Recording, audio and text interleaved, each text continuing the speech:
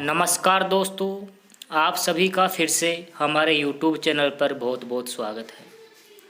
आज हम कक्षा 12 की राजनीति विज्ञान का भाग 1 शीत युद्ध का दौर जो चैप्टर है उसको कंटिन्यू करेंगे।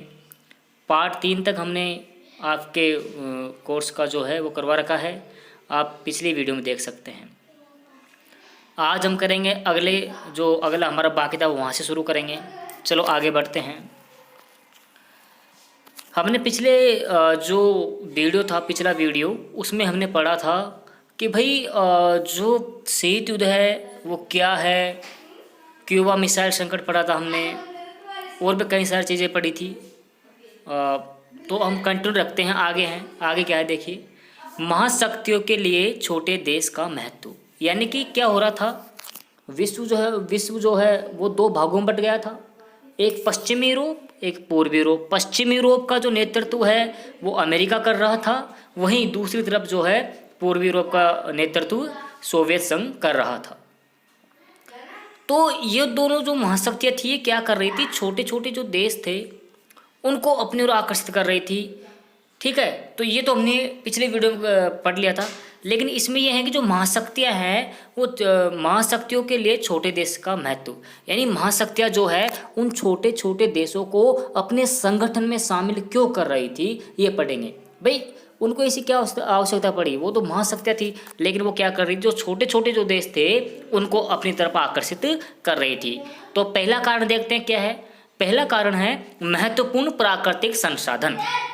देखिए छोटे छोटे देश होंगे तो वहाँ पर कई जगह ऐसे जहाँ पर तेल और खनिज के लिए, यानी कहने का मतलब यह है कि जो ये महाशक्तियाँ थी वो छोटे देशों संबंध क्यों रखती थी, किसके लिए, तेल और खनिज के लिए, यानी कि जो प्राकृतिक संसाधन है वो इसको मिल जाए, उनकी इसको प्राप्ति हो जाए, इसके लिए भी क्या करती थी महाशक्तियाँ जो है छोटे देशों से व्यवहार करती थी, उनसे संबंध रखती थी, उनको अपनी ओर आकर्षित करती थी। दूसरा है भूक्षेत्र। इसका है कि ताकि यहाँ से महाशक्तियाँ अपने हथियारों और सेना का संचालन कर सके। तीसरा सैनिक ठिकाने, जहाँ से महाशक्तियाँ एक दूसरे की जासूसी कर सके, यानी क्या कर सकती थी, अपने जो है अगर कोई छोटे देश इसमें शामिल होंगे तो ये वहाँ पे जाके अपने सैनिक ठिकाने बना सकती थी और एक दूसरे देश की, यानी कि अगर मान लीजिए जैसे कि अब हमने पिछले पढ़ा था कि पिछले ही वीडियो में पढ़ा था हमने कि जो क्यूबा है वो किसके पास में था, अमेरिका के पास में, लेकिन जो क्यूबा है वो दोस्त किसका था, सोवियत संघ का। तो सोवियत संघ क्या करता था, क्यूबा से किसकी जासूसी करता था, अमेरिका की। तो वैसे ही है कि सैनिक ठिकानों में क्या है कि जहाँ से महाशक्तियाँ एक दूसरे की जासूसी कर सके। ठीक है, समझ में आ गया। अगला है आर्थिक मदद, जिसमें गठबंधन में शामिल बहुत से छोटे छोटे देश सैन्य खर्च वहन करने में मददगार हो सकते थे। यानी कि इन जो महाशक्तियाँ है छोटे छोटे देश क्या कर सकते थे, महाशक्तियों को जो है मदद कर सकते थे, किसों में, जैसे कि पैसों में, हर चीज़ में मदद कर सकते थे, यानी सैन्य खर्च में वहन करने में क्या वो मददगार हो सकते थे, कौन, छोटे देश। अगला है विचारधारा, यानी गुटों में शामिल देशों की निष्ठा से यह संकेत मिलता था कि महाशक्तियाँ विचारों का पारस्परिक युद्ध जीत रही है। यानी देखिए अगर महाशक्ति छोटे छोटे देशों को अपने ओर आकर्षित कर रही है, मान लीजिए पश्चिमी यूरोप है, अमेरिका ने किन्हीं देशों को 4-5 देशों को अपनी तरफ लिया, तो वो जो देश लेगी, जिन देशों को अपने में शामिल कर रही है, उन देशों की विचारधारा कैसी होगी, अमेरिका की जैसे ही होगी, इसलिए तो वो उसमें शामिल हो रहे हैं, इसीलिए तो वो उसमें शामिल हो रहे हैं। तो यह है विचारधारा भी एक बहुत बड़ा महत्वपूर्ण पॉइंट है इसका। ठीक है, आगे बढ़ते हैं। देखो गुट में शामिल हो रहे देशों के आधार पर वे सोच सकते थे कि उदारवादी लोकतंत्र और पूंजीवाद समाजवाद और साम्यवाद से कहीं बेहतर है। ठीक है, अगला जो पॉइंट है वो देखते हैं, शीत युद्ध के परिणाम। अब हम पढ़ रहे हैं शीत युद्ध के परिणाम। शीत युद्ध का पहला परिणाम क्या हुआ, गुट निरपेक्ष देशों का जन्म हुआ। ठीक है, शीत युद्ध हुआ उसका परिणाम पहला क्या है कि गुट निरपेक्ष देशों का जन्म हुआ। कहने का मतलब यह है कि अगर शीत युद्ध नहीं होता तो शायद ही गुट निरपेक्ष देशों का जन्म होता, यानी कि भारत भी जो है किसमें शामिल है, गुट निरपेक्ष में। तो भारत क्या कर सकता है, भारत स्वतंत्र फैसले ले सकता है। ठीक है, अपनी जो क्या नाम है अंतर्राष्ट्रीय जो फैसले होते हैं वो अपनी मर्जी से ले सकता है, यानी वो किसी के दबाव में नहीं है। अनेक खूनी लड़ाइयों के बावजूद तीसरे विश्व युद्ध का टल जाना, छोटी मोटी लड़ाइयाँ हुई है, देखो ऐसा नहीं कि शीत युद्ध में लड़ाइयाँ नहीं हुई, हाँ हुई है लेकिन छोटी मोटी हुई है। ठीक है, खूनी लड़ाइयाँ भी हुई है, लेकिन सबसे अच्छी बात हमारे लिए है कि जो तीसरा विश्व युद्ध है वो टल गया। अगर देखो शीत युद्ध नहीं होता तो तृतीय विश्व युद्ध जरूर होता बच्चों। अगर शीत युद्ध नहीं होता तो तीसरा विश्व युद्ध जरूर होता, और तीसरा विश्व युद्ध हो जाता तो आप सबको पता क्या होता, दूसरे विश्व युद्ध में ही पूरे वर्ल्ड को बहुत बड़ी हानि उठानी पड़ी थी। तो तीसरे विश्व युद्ध का तो पता नहीं, लेकिन कहा जाता है कि अगर चौथा विश्व युद्ध हो गया तो इंसान नहीं लड़ेंगे, इंसान के जो हड्डियां है वो लड़ेगी आपस में एक तरीके से। चलो आगे बढ़ते हैं। अनेक सैन्य संगठन संधियां, देखो शीत युद्ध के परिणाम देखो ये है कि दोनों महाशक्तियों ने क्या किया, दोनों महाशक्तियों ने कई संधियां की, कई संगठन बनाए, ठीक है। अगला, दोनों महाशक्तियों के बीच परमाणु जखीरे और हथियारों की होड़, ठीक है। देखो शीत युद्ध से क्या हथियारों की होड़ भी हुई थी, ठीक है। और अगला लास्ट पॉइंट है दो ध्रुवीय विश्व। देखो शीत युद्ध से क्या हो गया था, शीत युद्ध से दो ध्रुवीय विश्व का आरंभ हो गया था, ठीक है।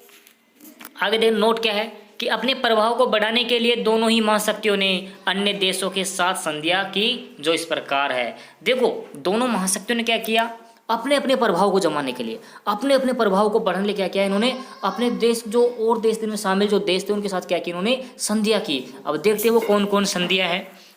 देखो सैन्य संधि अमेरिका ने की है, नाटो, सीटो और सेंटो, और सोवियत संघ ने सिर्फ एक संधि की है, वो है वार्सा पैक्ट, ठीक है। सिर्फ एक संधि के उसका नाम क्या है, वार्सा पैक्ट। तो सबसे पहले हम इसको विस्तार से पढ़ लेते हैं। सबसे पहले हम पढ़ते हैं नाटो को। इस गठबंधन का नेतृत्व किसने किया, पश्चिमी यूरोप यानी अमेरिका ने किया। किसका, नाटो का जो है नेतृत्व किसने किया, अमेरिका ने किया एक तरीके से।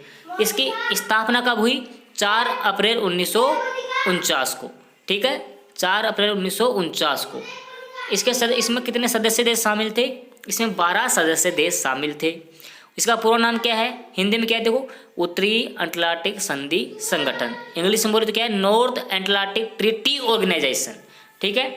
इसका उद्देश्य क्या है कि इस संगठन ने घोषणा की अगर पश्चिमी यूरोप के किसी भी देश पर आक्रमण होगा तो सभी साथी देश अपने ऊपर मानेंगे और सभी एक दूसरे का सहयोग करेंगे और मिलकर क्या करेंगे, दुश्मन देश का मुकाबला करेंगे। कहने का मतलब ये है कि मान लीजिए जो नाटो है, नाटो में जितने भी शामिल देश है, अगर उनमें से किसी एक पर भी आक्रमण हो जाएगा तो क्या करना पड़ेगा, उन सभी देशों को, उन 12 के 12 देशों को क्या करना पड़ेगा, ऐसा मानना पड़ेगा कि ये किसी एक देश के ऊपर नहीं हुआ हमला, ये हम सबके ऊपर हमला हुआ है। फिर क्या करेंगे, वो सब मिलकर उन सब का मुकाबला करेंगे, दुश्मन देश का मुकाबला करेंगे। इसकी एक तरीके से शर्तें थी, ठीक है।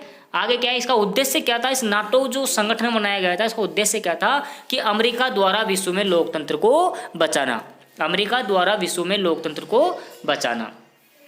आगे पढ़ते हैं सीटो, इसका पूरा नाम है दक्षिण पूर्वी एशियाई संधि संगठन। इसका भी नेतृत्व अमेरिका ने किया है। इसकी स्थापना कब हुई, 1954 में। इसका उद्देश्य क्या है कि साम्यवादियों की विस्तारवादी नीति से दक्षिण पूर्वी एशियाई देशों की रक्षा करना। साम्यवादियों कौन है, अमेरिका जो सोवियत संघ है उसकी विचारधारा जितने भी देश है उनकी वो विस्तार कर रहे थे अपनी नीति का, तो उनसे क्या करना, दक्षिणी पूर्वी एशियाई देशों की रक्षा करना। यानी जो साम्यवादी उनकी जो विस्तारवादी नीति है उनसे किसकी रक्षा करना, उनसे दक्षिणी पूर्व एशियाई देशों की रक्षा करना। इसका उद्देश्य था किसका, सीटो का। अगला है सेंटो, इसका पूरा नाम है केंद्रीय संदेश संधि संगठन। इसकी जो ये गठबंधन इसका भी नेतृत्व किसने किया, अमेरिका ने। इसकी स्थापना 1955 में हुई और इसका उद्देश्य था कि साम्यवाद के प्रभाव को रोकना। जो साम्यवाद पूरे वर्ल्ड में, पूरे विश्व में फैल रहा था, तो उसका जो प्रभाव पड़ रहा था विश्व के ऊपर, उसको क्या करना, रोकना, ठीक है। अब वार्सा संधि जो कि एकमात्र संधि की गई है सोवियत संघ के द्वारा, वो क्या है कि सोवियत संघ की अगुवाई वाले पूर्वी गठबंधन को वार्सा संधि के नाम से जाना जाता है। इसकी स्थापना सन 1955 में हुई थी और इसका मुख्य काम नाटो में शामिल देशों का यूरोप में मुकाबला करना था। देखो ये देखो, सोवियत संघ जो है वो अमेरिका से कमजोर नहीं था, ये भी उस पर भारी पड़ता था। इसने क्या कि इसने सिर्फ एक संधि की, वार्सा संधि 1955 में, लेकिन इसमें इसने बोल दिया, इसका काम ये था कि नाटो में जितने भी शामिल देश है, जो नाटो है उसमें जितने भी शामिल देश है उन सब का क्या करना, उन सब का यूरोप में मुकाबला करना, ठीक है।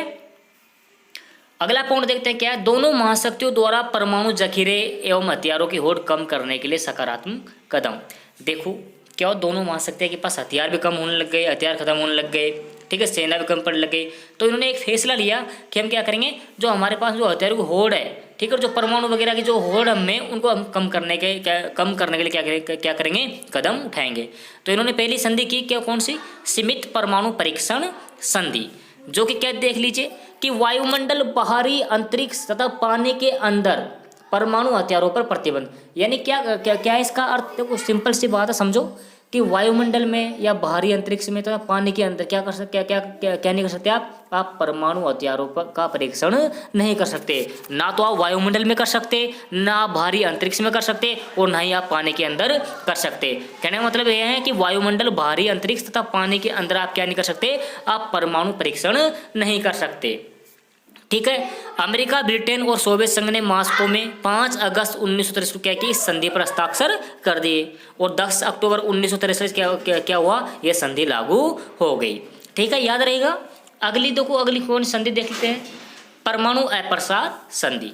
ये क्या है कि यह संधि केवल परमाणु शक्ति संपन्न देशों को ही एटमी हथियार रखने की इजाज़त देती है। यानी कि कहने का मतलब यह है कि एटमी हथियार सिर्फ वही रख सकता है जो क्या है, परमाणु शक्ति संपन्न देश है। उसके अलावा कोई और हथियार नहीं रख सकता। उसके अलावा अगर कोई हथियार रखेगा तो उसके ऊपर क्या की जाएगी, उसके ऊपर कार्यवाही की जाएगी। इसलिए क्या है, इसमें देखो इस संधि पर वाशिंगटन, लंदन, मॉस्को में 1968 में हस्ताक्षर हुए, और ये 5 मार्च 1970 से लागू हो गई थी। ठीक है। और एक बात याद और रखना, जो इसमें जो परमाणु शक्ति संपन्न देश है, 5 ही देशों को परमाणु शक्ति संपन्न देश माना गया था, अमेरिका, ब्रिटेन, सोवियत संघ, फ्रांस, ठीक है, और चीन।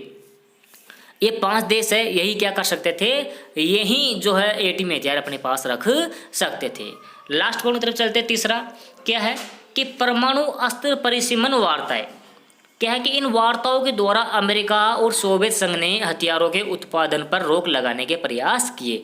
देखो ये परमाणु अस्त्र परिसीमन वार्ताएं अमेरिका और सोवियत संघ के बीच में हुई, तो इन्होंने क्या किया, इन्होंने जो हथियार होते थे उनके उत्पादन पर रोक लगाने के प्रयास करने के काम किए, और दोनों ने आपस में कुछ विशेष हथियारों को लेकर भी समझौता किया, और यह फैसला लिया कि इनके उत्पादन को रोका जाएगा या सीमित किया जाएगा। कहने का मतलब यह है कि भाई जो ये हथियार बन रहे हैं उनके उत्पादन में या तो रोक लगा दी जाएगी या फिर उनको सीमित है, उनको कम कर दिया जाएगा। तो इन पर इन दोनों ने क्या क्या समझौता किया था। ठीक है, और आगे का जो हम पार्ट है वो हम कल पढ़ेंगे, और उम्मीद है कि आप सबको ये वीडियो पसंद आया होगा। अगर आपको ये वीडियो पसंद आया हो तो प्लीज़ यारो लाइक और सब्सक्राइब किए बगैर मत जाना। थैंक यू, धन्यवाद, जय हिंद।